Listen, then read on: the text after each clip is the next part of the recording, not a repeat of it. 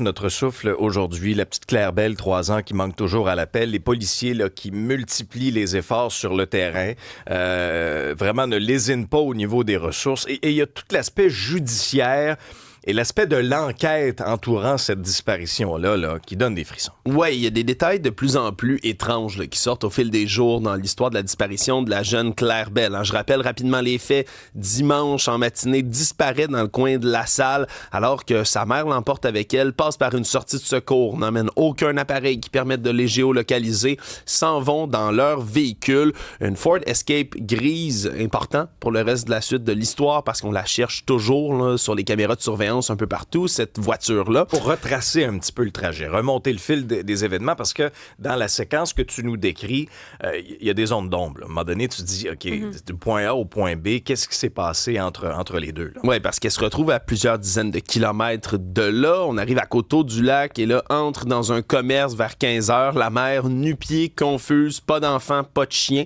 Ils avaient un petit chihuahua à poil long avec elle.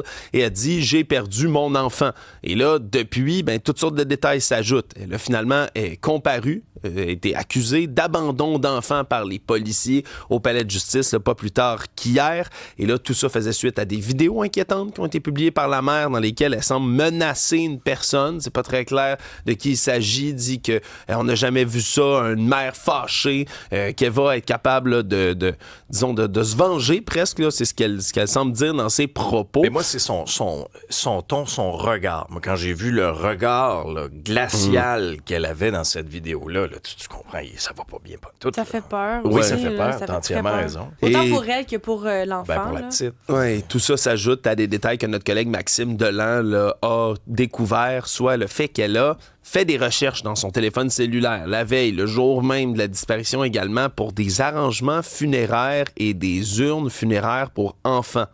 On se comprend que c'est des détails là, qui n'ont pas échappé aux policiers qui ont fait une perquisition dans son téléphone cellulaire et qui, là, à cette heure-ci, selon certaines sources, là, ça augure mal, cette histoire-là. Mais malgré tout, les centaines de policiers là, sur le terrain n'ont pas abandonné les recherches. On va continuer de suivre ça tout au long de la journée. Au-delà de 300 informations du public qui sont entrées jusqu'à maintenant, puis je me faisais la réflexion, vous avez peut-être fait le lien aussi, en termes de date, ça n'a peut-être pas de lien à ce stade-ci dans l'enquête. C'est arrivé dimanche. C'était quoi dimanche? La fête des pères. La fête des pères. Ouais. Peut-être que ça n'a pas de lien. D'ailleurs, le père, vous avez été plusieurs à nous poser la question. As-tu un père, cet enfant-là? Qu'est-ce qui se passe avec lui? Il a brisé le silence là, hier. Il ne veut pas parler dans les médias, là, mais sur les réseaux sociaux, il a fait une publication pour tenter en tout cas de mobiliser les gens à être aux aguets, là, pour ce qui est des caméras de surveillance autour de votre domicile, autour de votre commerce également. Mais encore une fois, là, les efforts se multiplient sur le terrain. Quand on parle là, d'une centaine de policiers qui retournent toutes les pierres, que ce soit les champs, les boisés, les fossés, il y a des recherches en VTT, il y a des recherches en hélicoptère également pour tenter de retrouver la petite Claire. Autre nouvelle, et on est vraiment là, actuellement, là, c'est important d'en parler, là, sur une séquence funeste. Il y a 5 féminicides qui sont survenus en l'espace de 5 semaines au Québec, et encore hier. Oui, un 10e depuis le début de l'année déjà, alors qu'on faisait justement des recherches. Là, on ne sait pas si c'est exactement dans le cadre là, des recherches pour Claire Bell, mais un corps qui a été retrouvé par la Sûreté du Québec dans le coin là, de Vaudreuil-Dorion à Pointe-des-Cascades, corps d'un homme qu'on a identifié comme étant Francis Legault. Et là, en découvrant son corps, on se rend à sa résidence qui est située 8 km plus loin, découvre le corps d'une femme de 32 ans, Joanie Imbeau, mère de 2 enfants. Elle était en couple avec Francis Legault jusqu'à l'année dernière. On ignorait s'ils étaient toujours encore ensemble, mais tout ça a toutes les apparences d'un féminicide. Donc, on comprend que Francis Legault aurait assassiné Joanie Imbeau, puis serait allé s'enlever la vie quelque part ailleurs.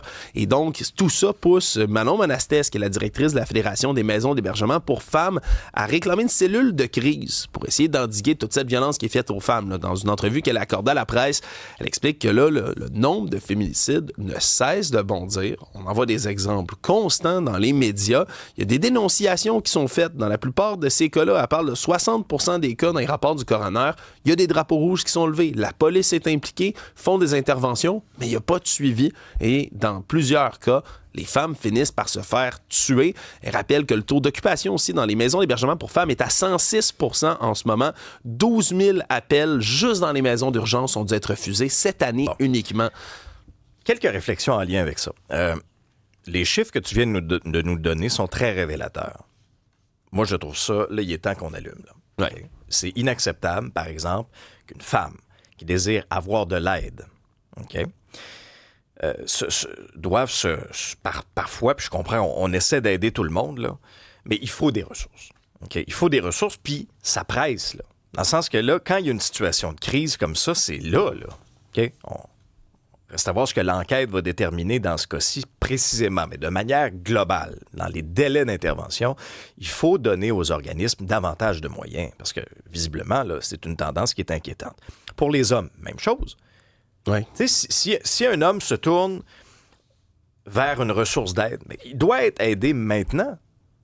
Ça presse, là. Pas dans quelques jours, pas dans quelques semaines, c'est maintenant.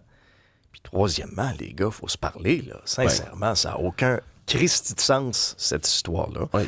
Puis moi, j'ai une pensée pour les 2 enfants qui se retrouvent orphelins.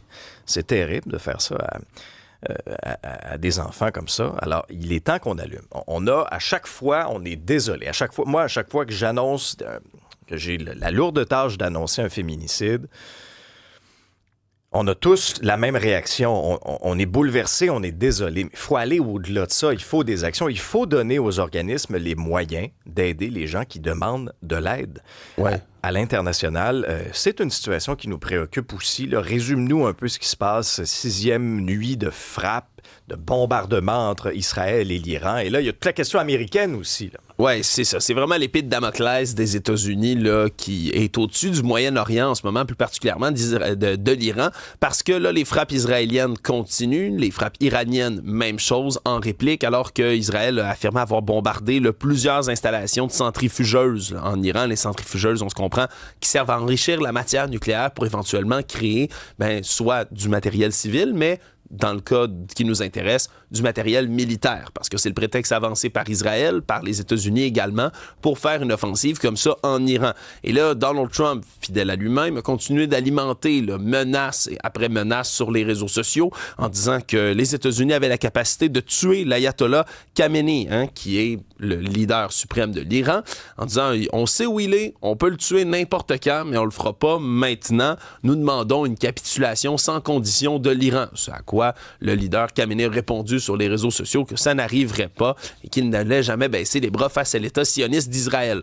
Bon, on a continué à se tirer dessus d'un côté comme de l'autre, mais ce qui revient encore et toujours, c'est la participation américaine, particulièrement du côté de pénétrer les bunkers souterrains qui abritent les centrales nucléaires iraniennes les mieux protégés, là, qui sont les plus profondément ancrés. Et pour tout ça, on aurait besoin d'une bombe anti-bunker. Il y a juste les États-Unis qui possèdent ça, la GBU-57, c'est le nom de cette bombe-là. Donc, est-ce qu'ils pourraient embarquer dans le conflit et décider de s'impliquer plus directement? Il y a quand même des indices. On a décidé de fermer l'ambassade américaine qui se trouve en Israël. On a demandé à toutes les bases américaines au Moyen-Orient de se mobiliser et d'être sur un pied d'alerte. Il y a le porte-avions Nimitz, un groupe, un Carrier Strike Group, comme on dit en anglais, qui se déplace en ce moment là, de l'Asie vers le Moyen-Orient. C'est un 2e porte-avions qui viendrait s'ajouter dans la région. On augmente la capacité de frappe du côté des Américains, puis ça pourrait là, suivre dans les prochains jours. Évidemment, le reste de la communauté internationale continue d'appeler là, à la températion, au calme, sauf peut-être le leader, le chancelier allemand, M. Merz, qui en a rajouté une couche en marge du G7 hier en disant que Israël est en train de faire la sale besogne du monde entier en s'occupant de l'Iran.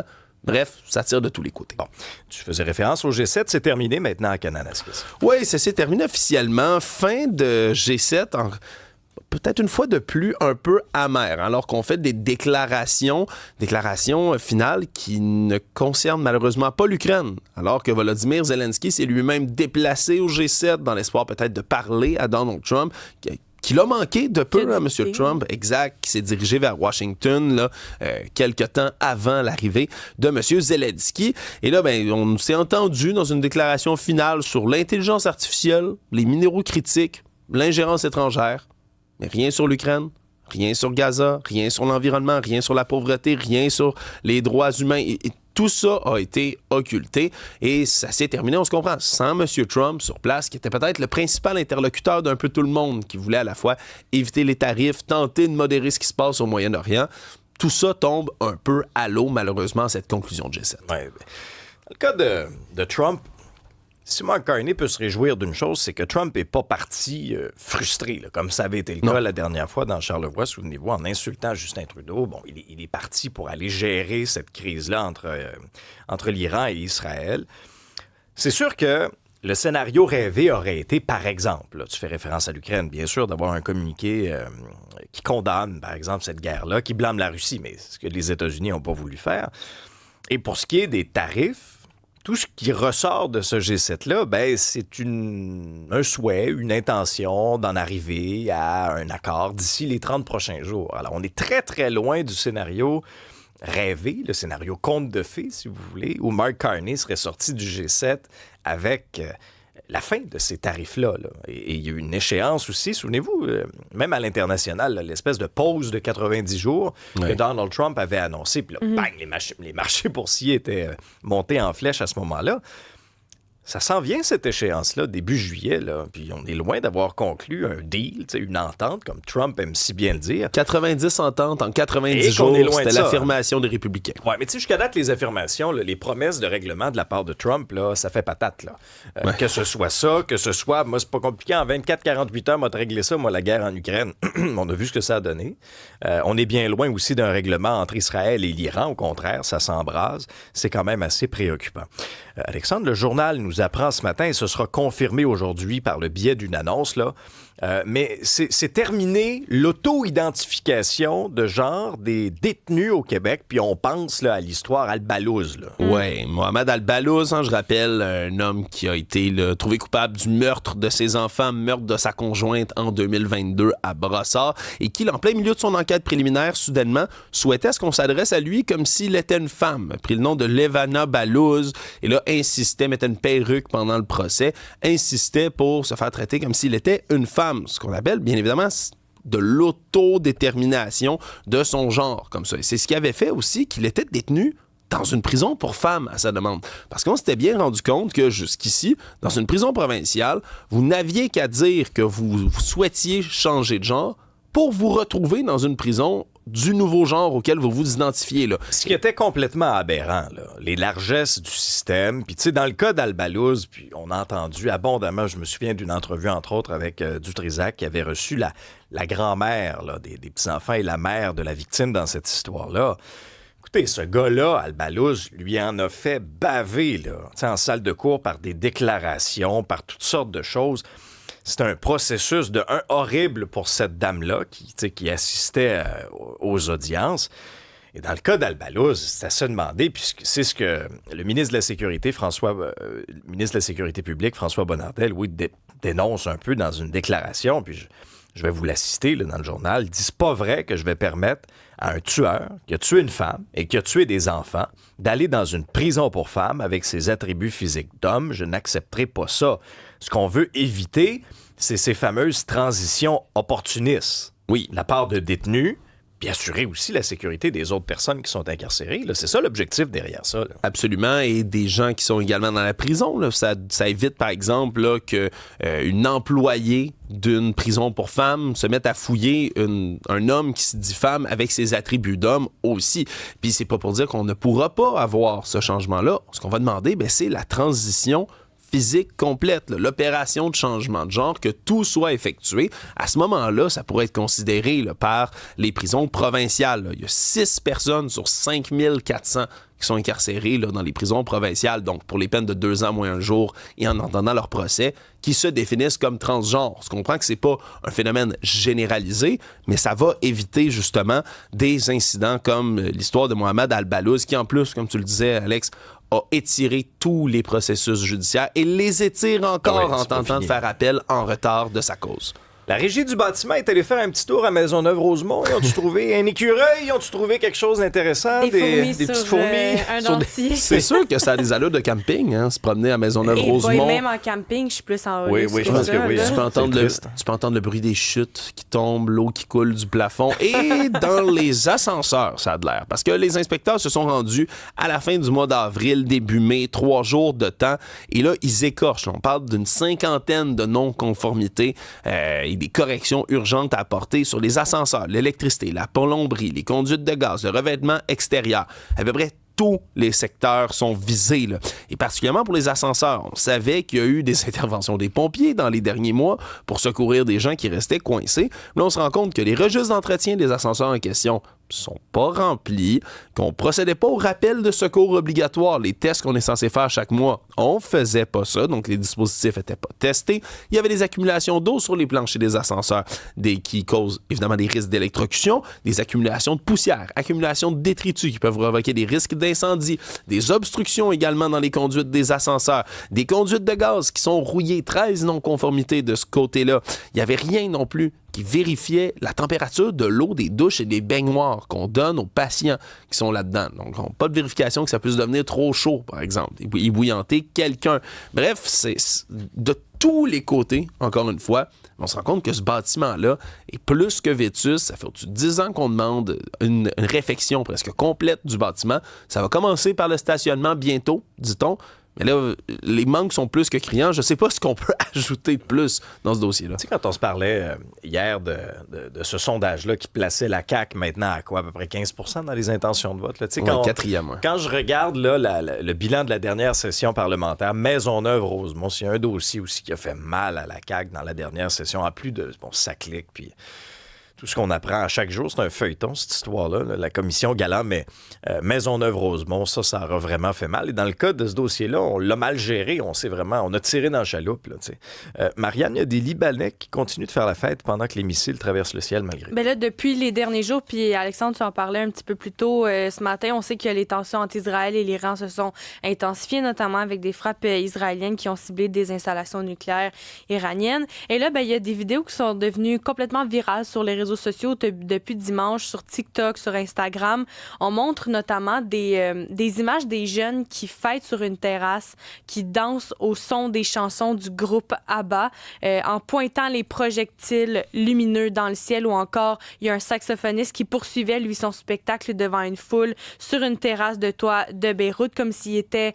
On dit indifférent à ce qui se passe dans le ciel. Il y a une créatrice de contenu, Anastasia Pakomov-Skaya, qui est suivie par plus de 86 000 personnes sur TikTok, qui a publié une vidéo où elle danse devant un ciel traversé par les missiles. Et elle dit juste un autre fait de semaine au Liban où tu es en première rangée de la Troisième Guerre mondiale. C'est ce qu'on peut lire dans la légende en dessous de la vidéo. Et le saxophoniste en question, lui, a continué de jouer. Il disait « J'ai joué de la musique parce que c'est la seule manière que je connaisse de répondre à la situation présentement. » Et il y a Maud Larin, Karen de l'agence QMI, qui s'est entretenu avec Sami Aoun, qui est directeur de l'Observatoire sur le Moyen-Orient et l'Afrique du Nord à la chaire Raoul Dandurand, qui lui précise que c'est un phénomène qui est déjà survenu en avril 2024 pendant les frappes entre Israël et l'Iran, mais que ça n'arrive pas tous les jours. Donc, ce sont des vidéos qui résument pas le sentiment qui règne à 100% chez la population libanaise.